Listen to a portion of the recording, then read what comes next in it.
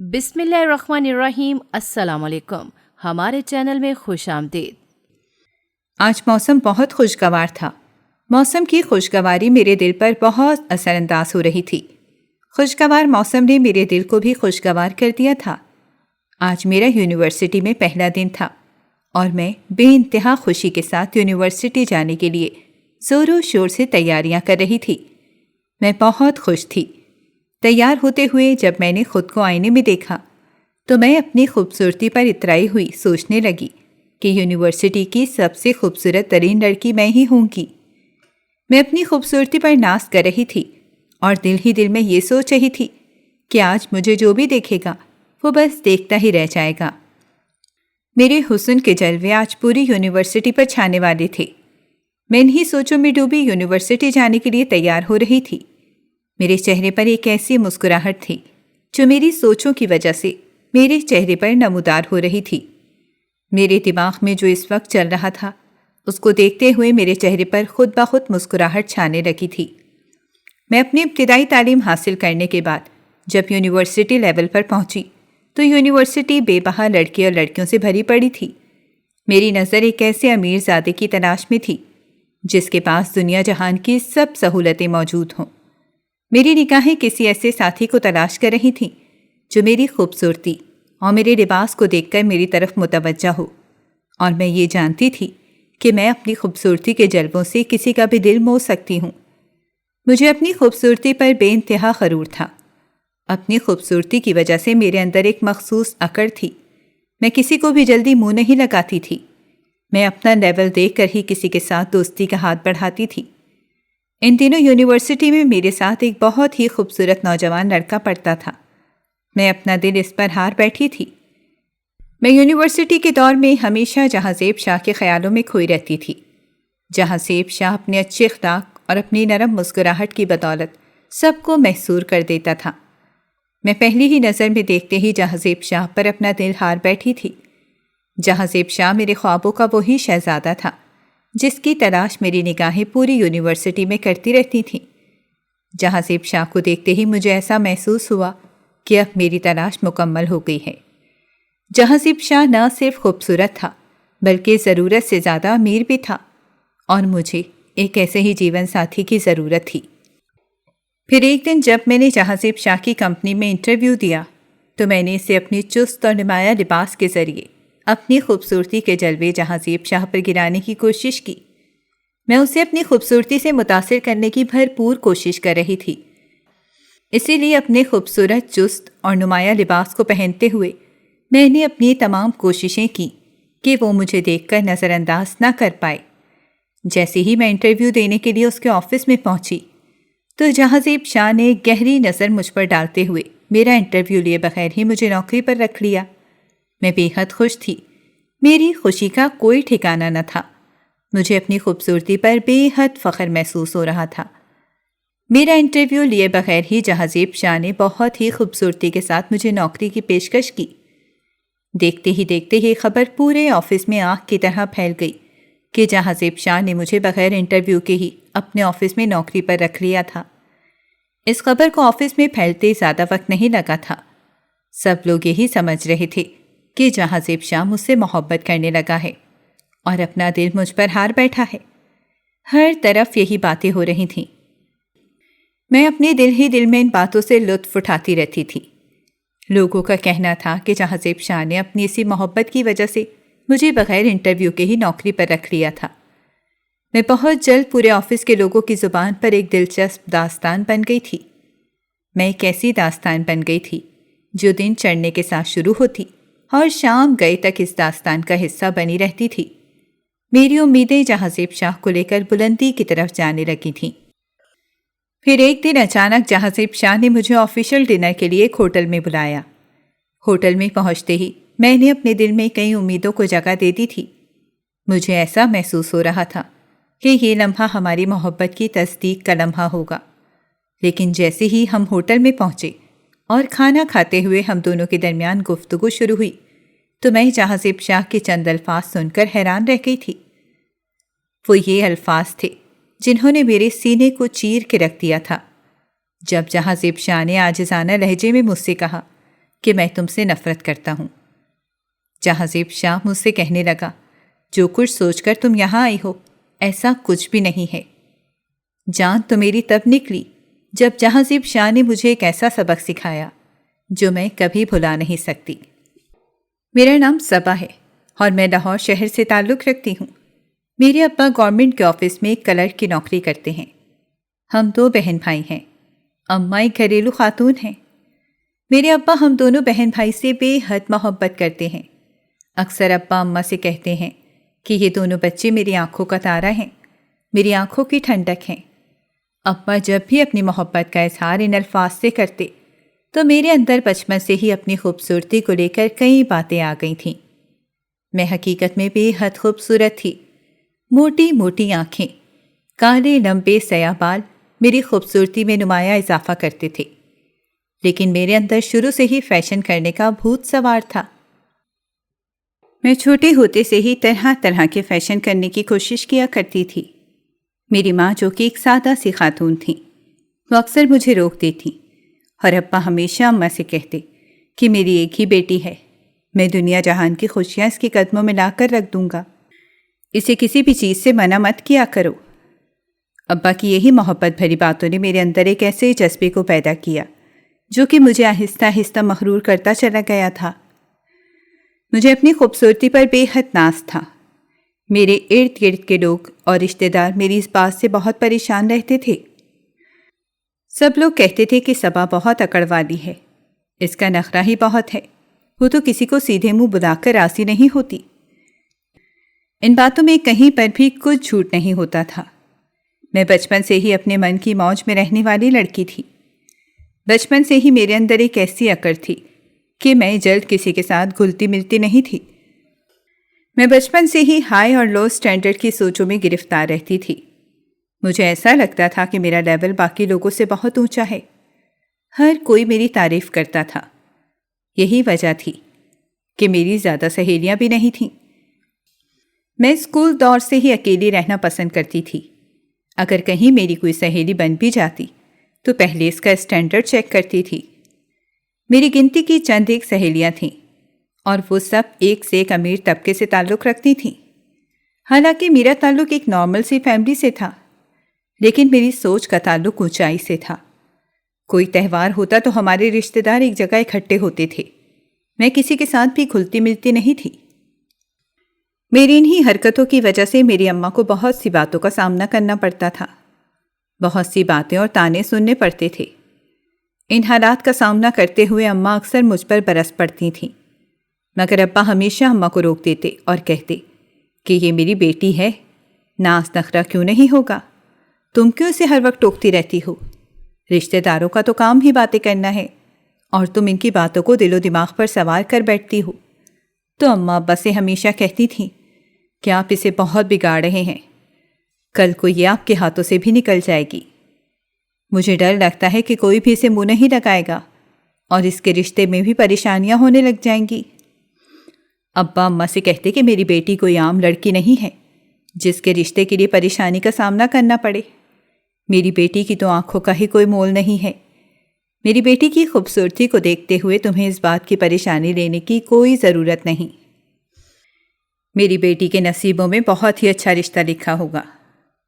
میری وجہ سے اماں اور ابا کے درمیان اکثر بحث ہوتی ہی رہتی تھی، اور ابا جب جب میری تعریف کرتے میں اور زیادہ اترانے لگتی تھی۔ میں اماں سے کہتی کہ آپ میرے رشتے کو لے کر پریشان مت ہوا کریں، جب وقت آئے گا تو وقت خود بتائے گا کہ رشتے میرے منتظر ہیں یا میں رشتوں کی۔ اماں میری باتیں سن کر پریشان ہو جاتی تھیں اور مجھ سے کہنے لگتیں کہ تم اتنے بڑے بڑے بول بولتی ہو، مجھے تو تمہاری باتوں سے بہت خوف آتا ہے۔ ہر وقت اللہ تعالیٰ سے معافی مانگنی چاہیے، کبھی بھی اپنی حرکتوں سے کسی کا دل نہیں دکھانا چاہیے۔ تمہاری رشتہ داروں میں اور بھی تو لڑکیاں ہیں، میں نے آج تک کسی لڑکی کو اس قدر مغرور نہیں دیکھا جس قدر تم مغرور ہو۔ نہ جانے تمہیں کس بات کا تکبر ہے۔ یہ بحث تو ہمارے گھر میں روز ہی چلتی رہتی تھی۔ آج صبح اسکول کے لیے میری آنکھ نہیں کھلی تھی، تبھی اماں کی آواز میرے کانوں میں پڑی، جو سختی سے مجھ سے کہہ رہی تھی کہ اٹھ جاؤ مہارانی، اسکول کے لیے دیر ہو رہی ہے۔ میرے کانوں میں جیسے ہی اماں کی آواز پڑی تو میں فوراً سے پہلے اٹھ کر بیٹھ گئی تھی میرا 1 گھنٹہ تو باتھ روم میں ہی لگ جاتا تھا، کیونکہ میں گھنٹوں اپنی خوبصورتی کو دیکھتی رہتی تھی۔ آئینے میں کھڑی خود کے بال سنوارتی رہتی اور طرح طرح کے اسٹائل بنا کر خود کو سنوارنے میں لگی رہتی تھی۔ میں نے جب گھڑی پر نظر ڈالی تو میں نے اماں سے کہہ دیا کہ میں آج اسکول نہیں جاؤں گی، میرا آج دل نہیں کر رہا۔ اماں میری حرکتوں سے بہت زیادہ تنگ آ چکی تھیں۔ کئی دفعہ تو اماں پریشان ہو کر رو ہی پڑتی تھیں، لیکن مجھ پر کسی کے بھی آنسو یا باتوں کا کوئی اثر نہیں ہوتا تھا۔ میرا ایک ہی بھائی تھا، وہ اماں کی آنکھوں کی ٹھنڈک تھا۔ اماں ہر وقت اس کی تعریفیں کرتی رہتی تھیں، ہر وقت اس کو ہی جھاڑ پر چڑھائے رکھتی تھیں۔ اماں ہمیشہ مجھ سے کہتی تھیں کہ اپنے چھوٹے بھائی سے کچھ سیکھو، کچھ اچھے اخلاق کا سبق اپنے چھوٹے بھائی سے ہی لے لو۔ میں اماں کی یہ بات سن کر اماں کی ہر بات کو مذاق میں اڑا دیتی تھی۔ میں اماں سے کہتی کہ اخلاق سیکھنا بھائی کا ہی کام ہے، میرے پاس وہ جلوہ ہے جس جلوے کو دکھاتے ہوئے میں اس اخلاق جیسے جذبے کو بھی پیچھے چھوڑ جاؤں گی۔ میرا مقصد میری خوبصورتی سے تھا۔ اماں انہی باتوں کو لے کر اکثر پریشان رہتی تھیں۔ اماں مجھ سے کہتی کہ خوبصورتی سدا قائم نہیں رہتی، اگر آپ کے ساتھ کوئی چیز رہتی ہے تو وہ آپ کا اخلاق ہوتا ہے۔ واحد اخلاق ہی ہے جو آپ کے مرنے کے بعد بھی لوگوں کے دلوں میں زندہ رہتا ہے۔ اماں کی اتنی بڑی بڑی باتیں میری کھوپڑی میں نہیں پڑتی تھیں۔ وقت ایسے ہی گزرتا گیا، میں اپنے اسی اکڑپن کے ساتھ پروان چڑھتی گئی۔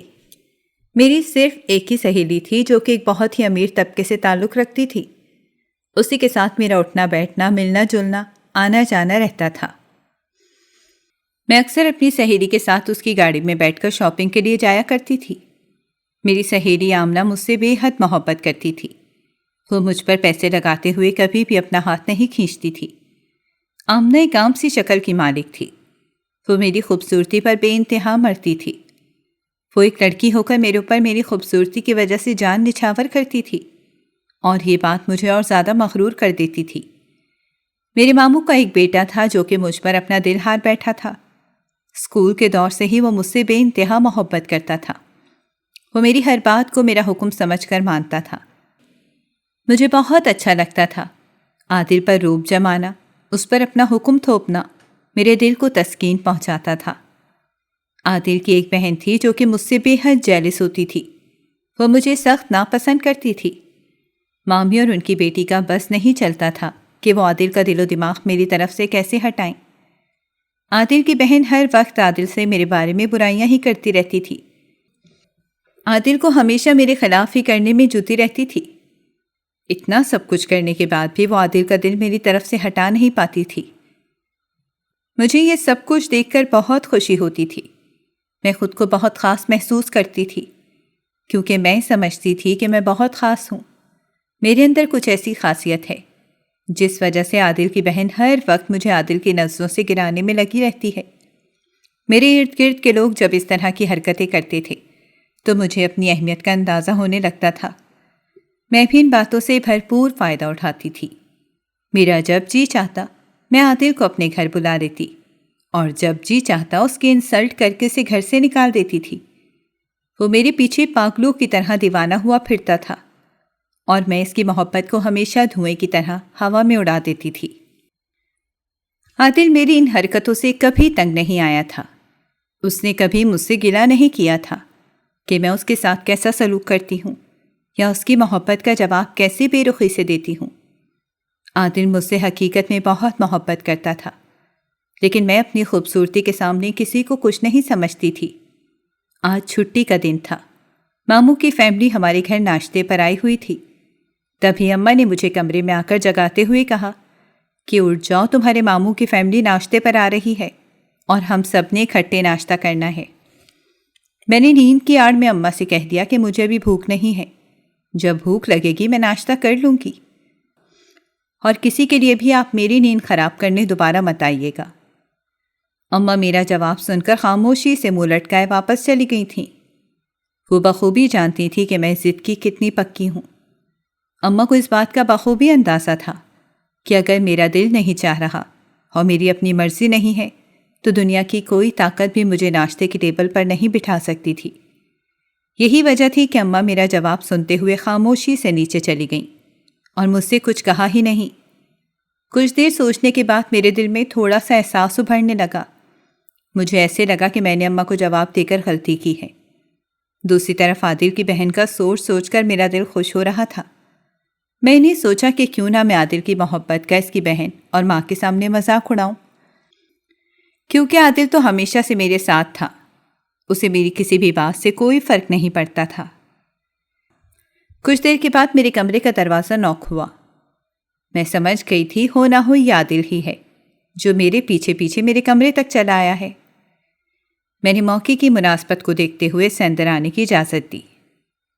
جیسے ہی دروازہ کھلا تو میرے سامنے عادل کھڑا تھا، جو حسرت بھری نظروں سے میری خوبصورتی کو دیکھ رہا تھا اور بہت ہی اخلاق کے ساتھ مجھ سے کہہ رہا تھا، صبا میں ناشتے کی ٹیبل پر تمہارا انتظار کر رہا تھا، تمہیں ناشتے کی ٹیبل پر نہ پاتے ہوئے میں خود ہی تمہارے کمرے میں تمہیں لینے کے لیے چلا آیا۔ کیا تم میری خوشی کی خاطر میرے ساتھ بیٹھ کر ناشتہ کرو گی؟ میرا جی تو بالکل بھی نہیں چاہ رہا تھا، لیکن مجھے مامی اور ان کی بیٹی کی شکلیں دیکھنے کا بہت اشتیاق ہو رہا تھا۔ میں چاہتی تھی کہ ایک دفعہ میں عادل کے ساتھ جا کر ان دونوں کو دیکھوں کہ مجھے عادل کے ساتھ دیکھ کر ان کے چہرے کے تاثرات کیسے ہوں گے۔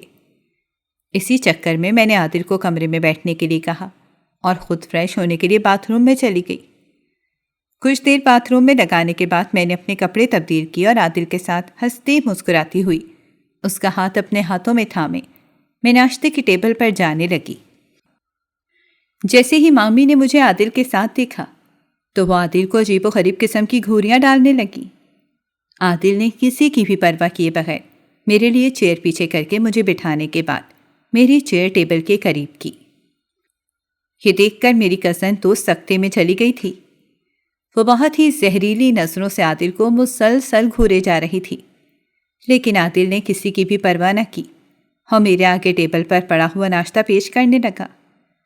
عادل کی میرے ساتھ اس قدر محبت دیکھ کر مامی اور ان کی بیٹی بے حد خفا ہوتی تھیں، مگر عادل کسی کی بھی پرواہ نہیں کرتا تھا اور میرا ہمیشہ ساتھ دیتا تھا، بھلے ایسا کرنے سے پھر اس کی ماں اس سے ناراض ہی کیوں نہ ہو جاتی تھی۔ اس لحاظ سے عادل میری بہت پرواہ کرنے والا تھا، لیکن مجھے عادل کی محبت کی بھی کوئی پرواہ نہ تھی۔ میرے لیے عادل محض ایک وہ کھلونا تھا جس کے ساتھ کھیل کر میں اپنی مامی اور کزن کا تماشا دیکھ لیا کرتی تھی۔ میرے اسکول کا دور ختم ہوا تو میں نے ایک بار یونیورسٹی میں داخلہ لے لیا۔ مجھے ہمیشہ سے اس بات پر بہت مان تھا کہ مجھ جیسی حسین اور خوبصورت لڑکی کہیں پر بھی نہیں ملے گی۔ یہی سوچ رکھتے ہوئے میں نے جب یونیورسٹی میں داخلہ لیا تو میری نگاہیں کسی ایسی شخصیت کی تلاش میں تھیں جو میرے معیار پر پورا اتر سکتا ہو۔ میں نے دل میں یہ ٹھان لیا تھا کہ میں اپنے لیے عادل جیسا ایک نوکری کرنے والا لڑکا نہیں بلکہ کوئی امیر زیادہ ڈھونڈوں گی جو امیر ہونے کے ساتھ ساتھ خوبصورت بھی ہو۔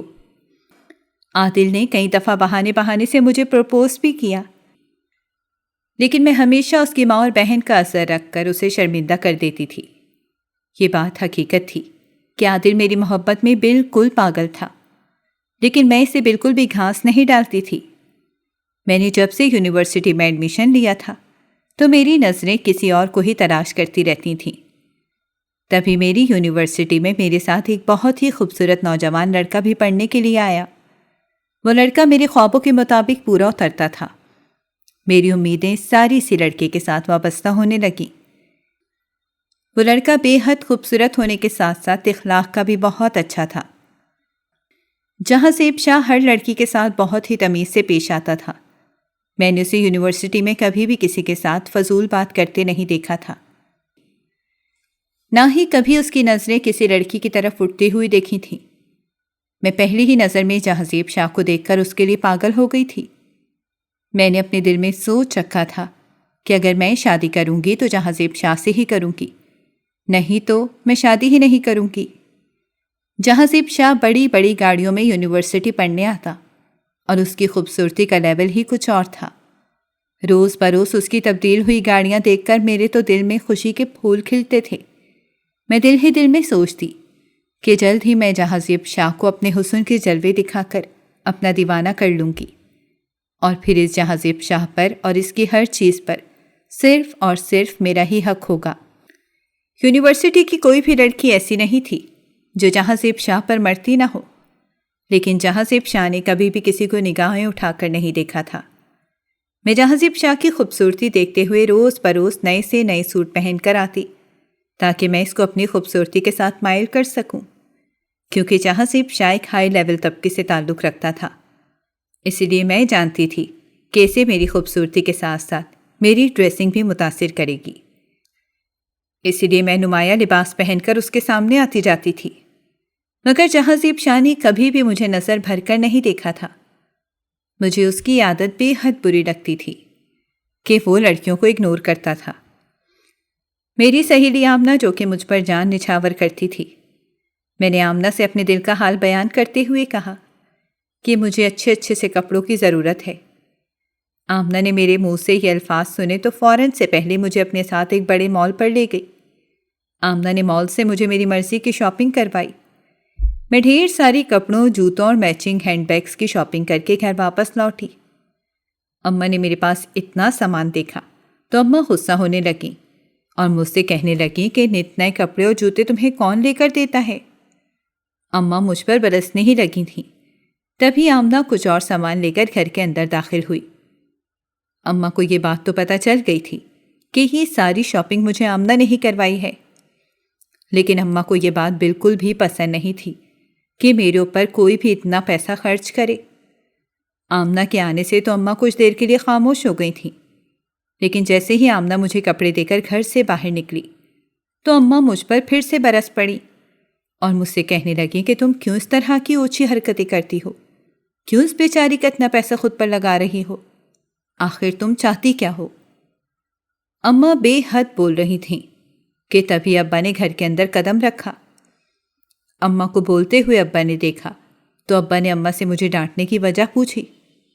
جب اماں نے وجہ بتائی تو ابا بھی یہ بات سن کر ناراض ہونے لگے اور مجھ سے کہنے لگے کہ اس میں میری بھی انسلٹ ہے، اگر تم کسی سے ایسے چیزیں مانگو گی تو اس میں میری عزت بھی نہیں رہتی۔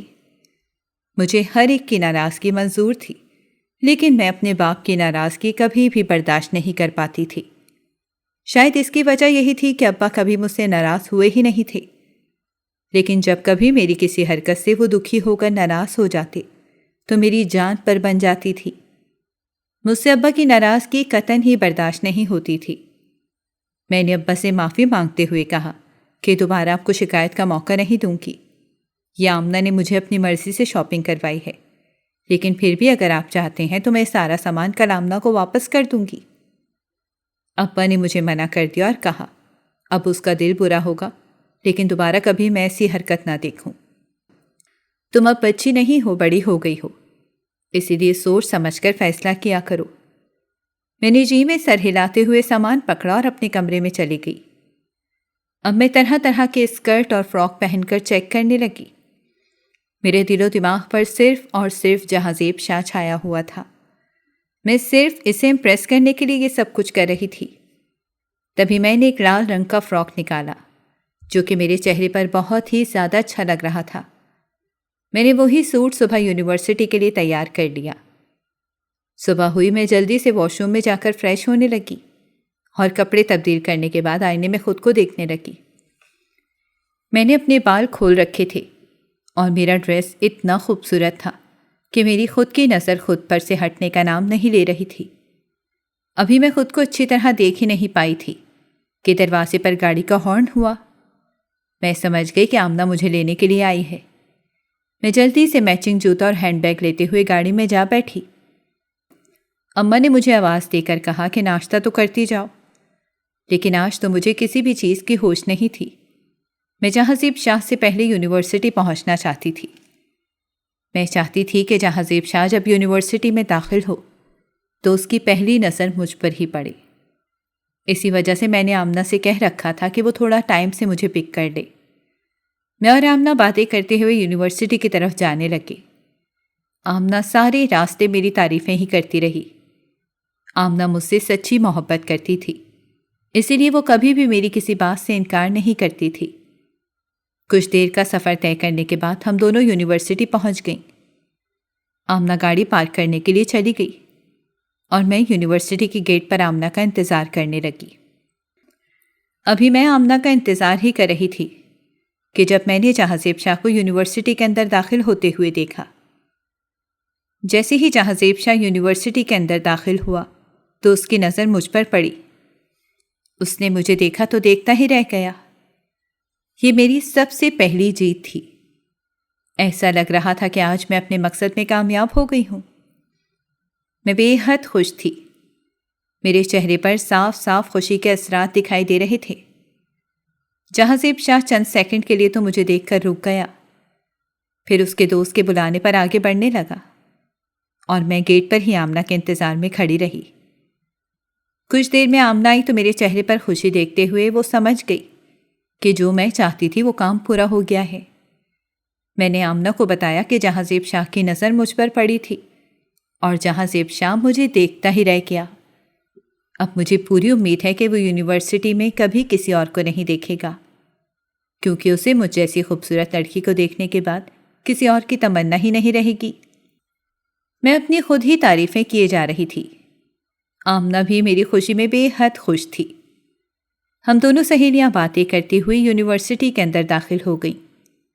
اب یہ روز کا معمول بن گیا تھا۔ میں یونیورسٹی جاتی اور جہازیب شاہ مجھے نظر بھر کر دیکھتا۔ میری خوشی کی کوئی انتہا نہ رہتی۔ میں چاہتی تھی کہ جہازیب شاہ خود مجھ سے بات کرنے کی کوشش کرے، کیونکہ میں خود جھکنا نہیں چاہتی تھی۔ میں جہازیب شاہ کو جھکانا چاہتی تھی۔ یہی وجہ تھی کہ میں نے آج تک اس سے بات نہیں کی تھی۔ جہازیب شاہ کا مجھے بار بار ایسے دیکھنا مجھے بہت اچھا لگتا تھا، لیکن حیرت کی بات تو یہ تھی کہ جہازیب شاہ مجھے دیکھتا ضرور تھا، لیکن اس نے کبھی بھی مجھے بلایا نہیں تھا۔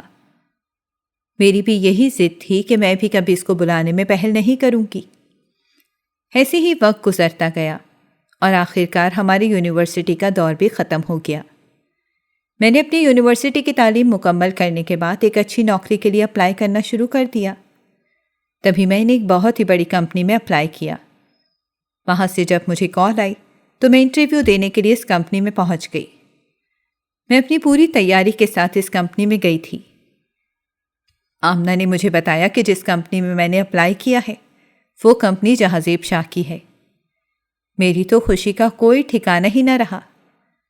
میرے دل میں یہ بات آئی کہ اگر مجھے اس کی کمپنی میں جاب مل گئی تو میں اس کی اکڑ ضرور توڑ کر رہوں گی، کیونکہ مجھے یہ گوارا نہ تھا کہ مجھ جیسی خوبصورت اور نوجوان حسین لڑکی کو کوئی اگنور کرے۔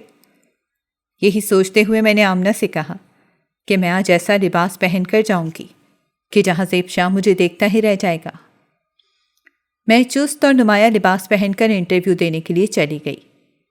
میں نے جیسے ہی جہازیب شاہ کی کمپنی میں قدم رکھا تو مجھے جہازیب شاہ کے سامنے انٹرویو کے لیے جانا تھا۔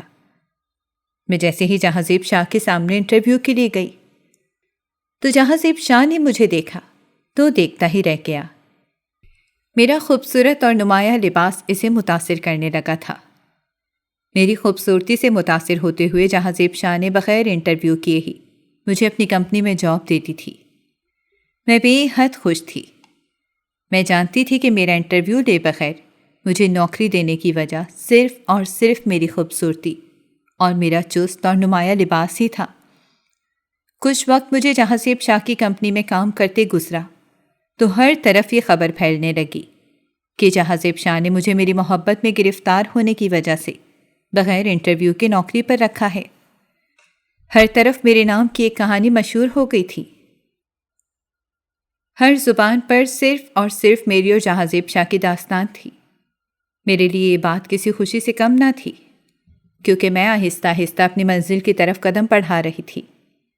میں جانتی تھی کہ یہ لوگ جو باتیں کر رہے ہیں کل کو انہی کی وجہ سے مجھے اپنی منزل پر پہنچنے میں آسانی ہوگی، اسی لیے میں کسی کی بات کا بھی برا نہیں مانتی تھی۔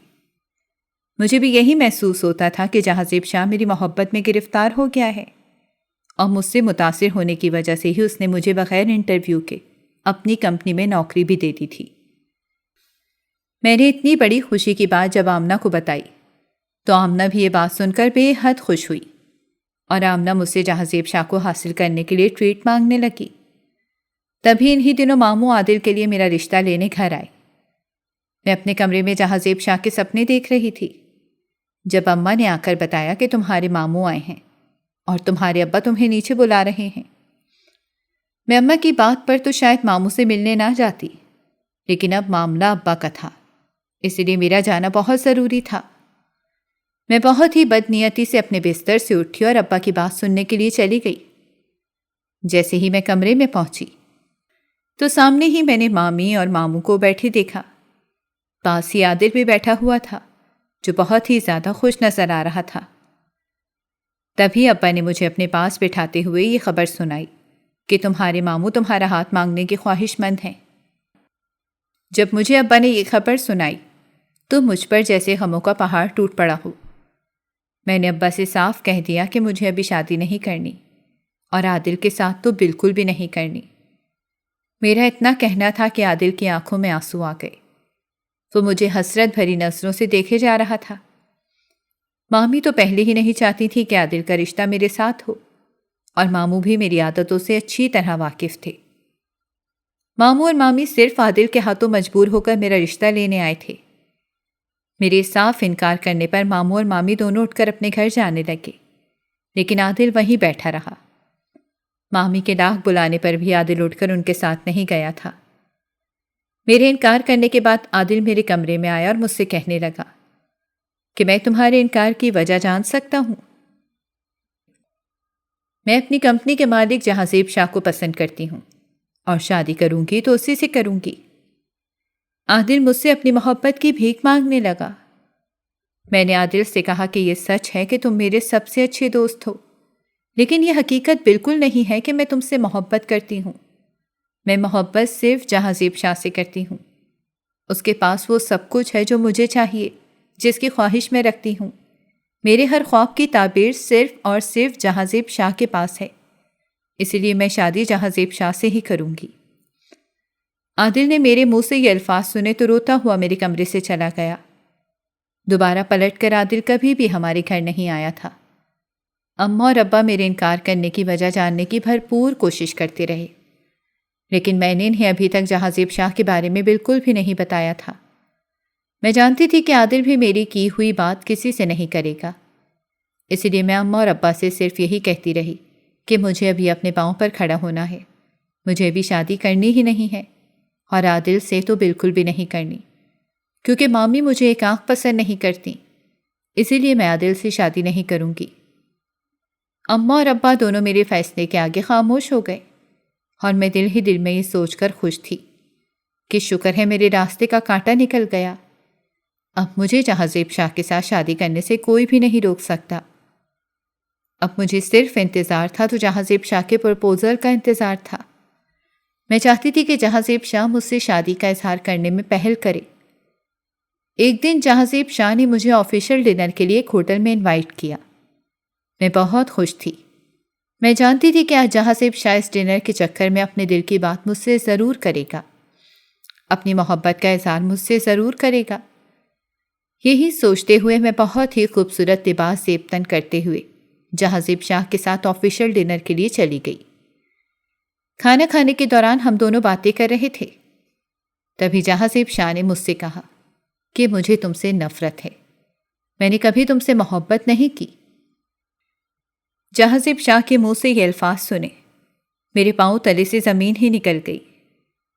اتنی مہربانیوں کی کیا وجہ تھی؟ میرے دماغ میں اب یہ سوال چل رہا تھا کہ تبھی جہازیب شاہ نے کہا کہ تمہیں اس مقام تک لانا صرف تمہارے لیے ایک سبق سے زیادہ کچھ نہیں تھا۔ تمہارے ساتھ اتنی ہمدردی اور بنا انٹرویو کی نوکری پر رکھنے کے پیچھے میرا صرف ایک ہی مقصد تھا، اور وہ یہ تھا کہ کسی طرح تمہارا غرور توڑ دیا جائے۔ تم سمجھتی ہو کہ اس طرح کا بیہودہ لباس پہن کر تم کسی بھی لڑکے کو اپنی طرف متاثر کر سکتی ہو؟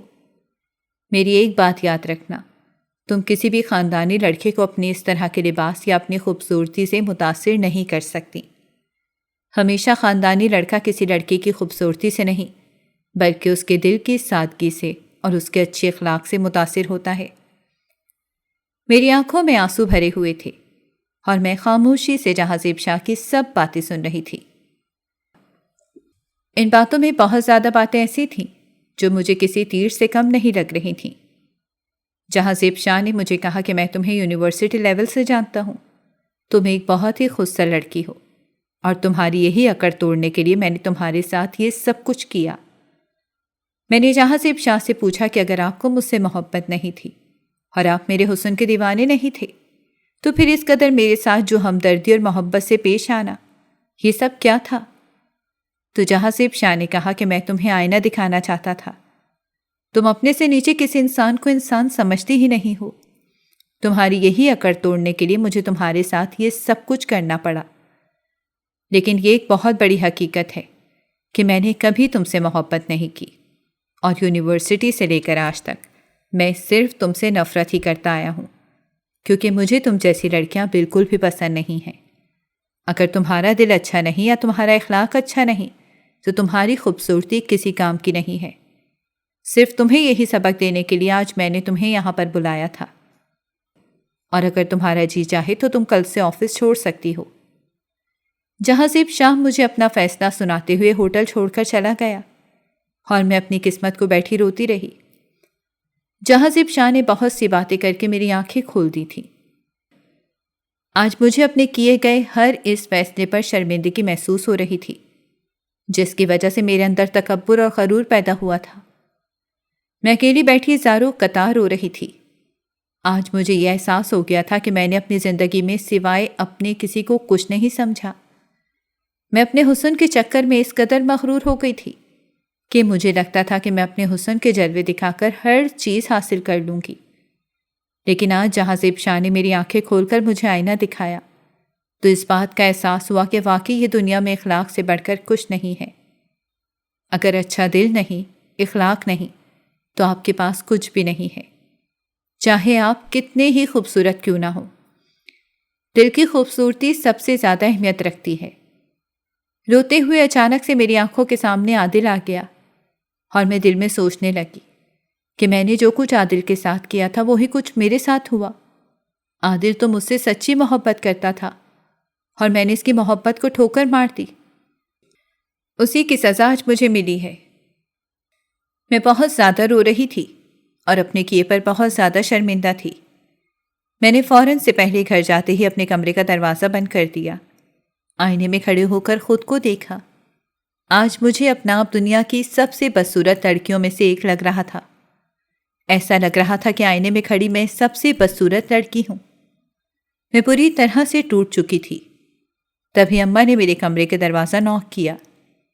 میں دروازہ کھولتے ہی اماں کے ساتھ لگ کر رونے لگی اور آج تک کے کیے گئے اپنے رویے کی معافی مانگنے لگی۔ اماں جان چکی تھی کہ مجھے آج بہت ہی گہری چوٹ لگی ہے، جس نے میری پوری زندگی سدھار دی تھی۔ تبھی اماں نے عادل کے بارے میں ایک دفعہ پھر مجھ سے سوال کیا۔ میں نے اماں سے کہا کہ آپ میرا رشتہ عادل کے ساتھ کر دیں، مجھے کوئی اعتراض نہیں ہے۔ جب عادل کو یہ خبر پہنچی تو عادل ایک دفعہ پھر میرے کمرے کی دہلیز تک پہنچا اور مجھ سے پوچھنے لگا کہ تم تو جہازیب شاہ سے شادی کرنے والی تھیں، اب کیوں کر تم نے رشتے کے لیے ہاں کی ہے؟ میں نے عادل سے ہر بات صاف صاف اور سچے دل سے بیان کر دی تھی۔ عادل میری بات سن کر کہنے لگا کہ میں نے تم سے ہمیشہ سچی محبت کی ہے، مجھے کوئی فرق نہیں پڑتا کہ تم نے کبھی کسی اور سے محبت کی ہے یا نہیں، میں آج بھی تمہیں اتنا ہی چاہتا ہوں جتنا کہ کل چاہتا تھا۔ میں عادل کی یہ بات سن کر اس کے ساتھ لگ کر رونے لگی۔ اس نے مجھے چپ کروایا اور مجھے حوصلہ دیتے ہوئے کہا کہ انسان ٹھوکر کھا کے ہی سیکھتا ہے، تم بھی اسے ایک سبق سمجھ کر بھول جاؤ۔ میرا رویہ مامی اور کزن کے ساتھ بھی بہت بدل گیا تھا، سب لوگ مجھے پسند کرنے لگے تھے۔ میری بدلتی ہوئی عادتیں سب لوگوں کا دل جیت گئی تھیں۔ آخرکار وہ دن آ گیا جب میری اور عادل کی شادی ہو گئی۔ آج میں اللہ کا لاکھ لاکھ شکر ادا کرتی ہوں کہ ایک ٹھوکر سے میں نے جو سبق حاصل کیا، اس سبق کے عوض مجھے عادل جیسا محبت اور عزت کرنے والا شوہر ملا۔ آج میں عادل کے ساتھ ایک خوشگوار زندگی گزار رہی ہوں۔ ناظرین، اگر آپ کو ہماری کہانی اچھی لگی ہے تو ویڈیو کو لائک کریں، شیئر کریں اور ہمارے چینل کو سبسکرائب کریں۔ اگلی ویڈیو تک اجازت دیں۔ اللہ حافظ۔